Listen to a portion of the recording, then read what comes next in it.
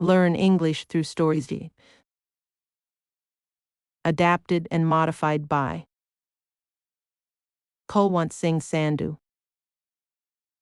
Contents. 1. Importance of library. 2. Illness and medicine. 3. Two prisoners and the snake. 4. Grammar page, present perfect 2. 1. Importance of library. Books are a person's best friend. They give them company in times of happiness as well as in times of distress. They are one of the main sources of knowledge. The best place for easy access to books is a library. A library is a place where not only books, but also magazines, journals, and newspapers are well stocked for the benefit of the readers. One can also get the atlas, encyclopedia, etc., to know the minute details of almost everything under the sun. A library is a treasure house of knowledge. It helps the spread of education. A reader can either read in the library or borrow the books of his choice and take them home. The library has a popular and indispensable place in the academic world. A well-stocked library is an asset to a school, a college, or university. There are also neighborhood libraries and district libraries which benefit the readers of the area. A student or a reader can increase their knowledge of various subjects by reading in the library during their spare time. One can update one's knowledge by reading regularly in a library. A library needs a good librarian who should be well qualified in library science. Such a person can manage and maintain the books properly and also guide the students to select suitable books. He should be cheerful and cooperative. He should interact well with the readers so that they can easily get the books they want when they consult the librarian. Thus, the guidance of the librarian saves a lot of time for the readers. A good librarian welcomes suggestions from readers for the improvement of the library. He purchases new books taking into consideration the needs of the regular readers as well as the trends of popular choice. Normally, a library is housed in a very spacious hall, but small libraries also function in small towns and villages. The furniture inside the library should be comfortable, neat, and clean. Students or readers should maintain strict discipline so that others are not disturbed. The atmosphere in a library should be peaceful and scholarly. A library has thousands of books in stock. It has books on various topics, subjects, and events. New books are added from time to time. All the books are kept systematically. They are classified and indexed according to their subjects. The labeling of books helps the reader to locate a particular book without any difficulty. To find out the library number of a particular book, one can take the help of the subject or author index that may be in a log book or in a computer folder. Most libraries keep a book display rack where new arrivals are kept. A library also keeps magazines, periodicals, newspapers, and journals. These are kept on the reading table of the library. The readers can keep themselves equipped with current events and the latest developments in various fields. A reader should handle the books carefully so that no pages are torn and no books are misplaced. He should keep the books at the proper place after reading. The librarian should see that complete silence is maintained in the library. Readers should abide by the library rules. A library issues membership cards to its readers.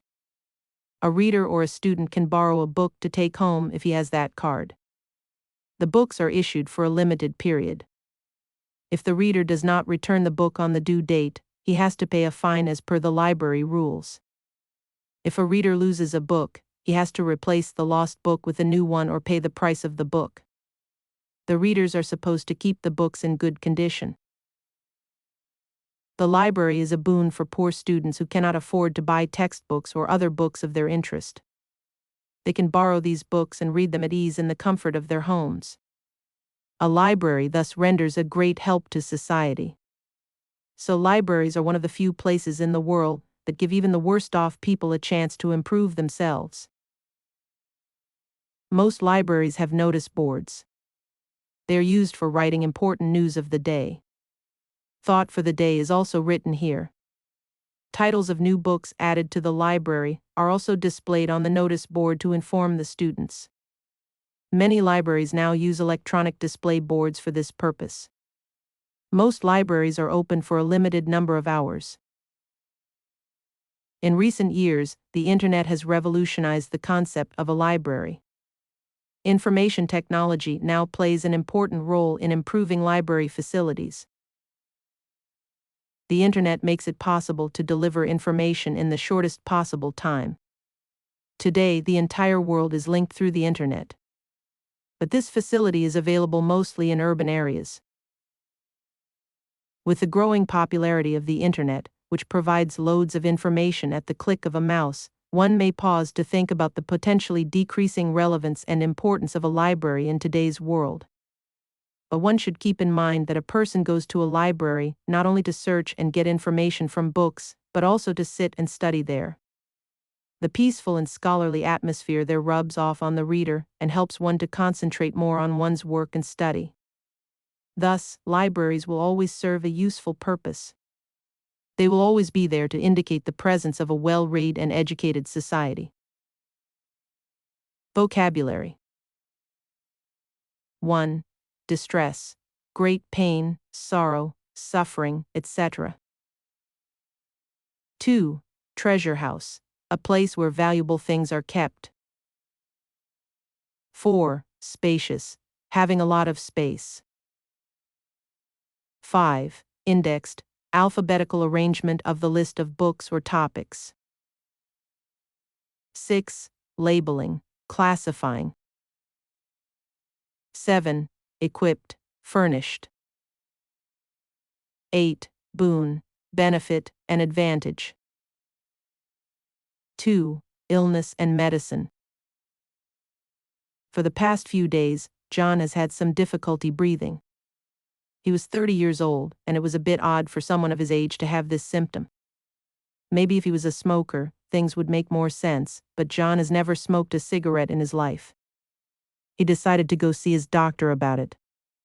Luckily, he was able to schedule an appointment that very week and get himself checked out. At the doctor's office, there was a considerable waiting period before you could be seen by the physician.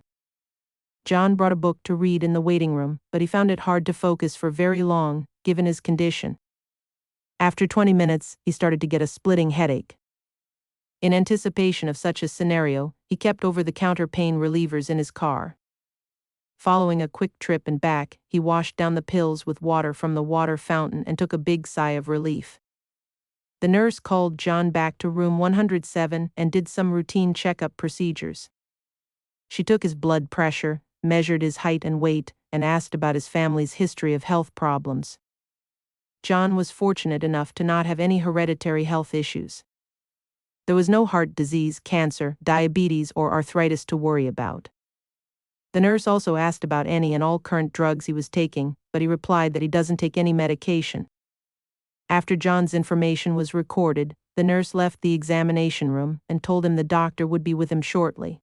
Just 2 minutes later, he was finally face to face with the man who could help cure him in no time. Dr. Smith was his name, and he was as friendly as could be. The two chatted about John's breathing issue, and John went into more detail about his condition. Chest pains were occurring throughout the day, but there were no heart palpitations. There was a little coughing, but no wheezing. The doctor placed his stethoscope on John's chest and asked him to take a couple of deep breaths.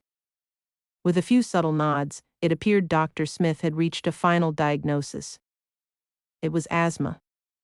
He said it was common for adults to develop asthma, and not just children. An inhaler would immediately curb his symptoms, but it's a medication he would be required to take for the rest of his life to keep his symptoms at bay. Carrying his prescription from Dr. Smith, John headed towards the pharmacy to receive his inhaler. He dropped it off at the customer service desk and then started to wander around the store. It would be some time until his prescription was filled, so he browsed the various medicines on the store's shelves. He saw tons of products to treat colds, allergies, and the flu. There were even over-the-counter treatments for constipation and diarrhea. The pharmacist called out to John, for it was time to pick up his prescription and head back home. While out in his car in the parking lot, John took his first dose and instantly felt much better. It became significantly easier to breathe, and his chest pains subsided. He was grateful for the miracle of modern science and medicine. Throughout the ordeal, it occurred to John how important his health and body were to him. Being in a constant state of bad health would make for a very poor quality of life. His diet would be the first place to start making improvements. Vocabulary. 1. Symptom. Any feeling of illness or physical or mental change that is caused by a particular disease. Over the counter. If a medicine can be bought over the counter, you do not need a prescription to buy it. 3. Wheezing. To make a high, rough noise while breathing because of some breathing difficulty. 4. Stethoscope. A piece of medical equipment that doctors use to listen to your heart and lungs. 5. Inhaler. A small device you use to breathe in particular medicines. 6. Keep something at bay. To prevent someone or something unpleasant from harming you. 3. 2 prisoners and the snake. Once some scientists thought of an experiment, and to do that, 2 prisoners were chosen, who were sentenced to death. When prisoners were prepared to be bought for punishment, they were told that they will not be killed by hanging, but will be killed by the bite of a poisonous snake. After that, the first prisoner was brought into the cell, and then he was tied to a chair with his eyes closed, and then a snake was released in the cell. In no time the prisoner was bitten by that poisonous snake and died in agony. The second prisoner was watching all this happening in front of him. After this, the second prisoner was brought into the cell, and was tied to a chair, and a black bandage was tied over his eyes. This time no snake was brought to the cell, but instead he was pricked by 2 pins. Even this time result was the same. The second prisoner died in a few seconds like the first prisoner. Scientists were surprised to see that. They bought the body of the second prisoner for post-mortem, and it was found that the second prisoner's body also had poison similar to snake venom, as was in the first prisoner's body. Now study was conducted on how this poison was developed that took the life of the second prisoner. It was found that poison was produced by his own body in shock. From this experiment we can learn that one should be positive in every situation.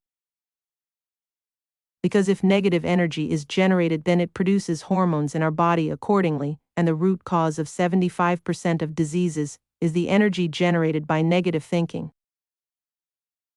In today's world, human beings are destroying themselves with their negative thinking. Therefore, remember to always keep your thinking positive. 3. Grammar page.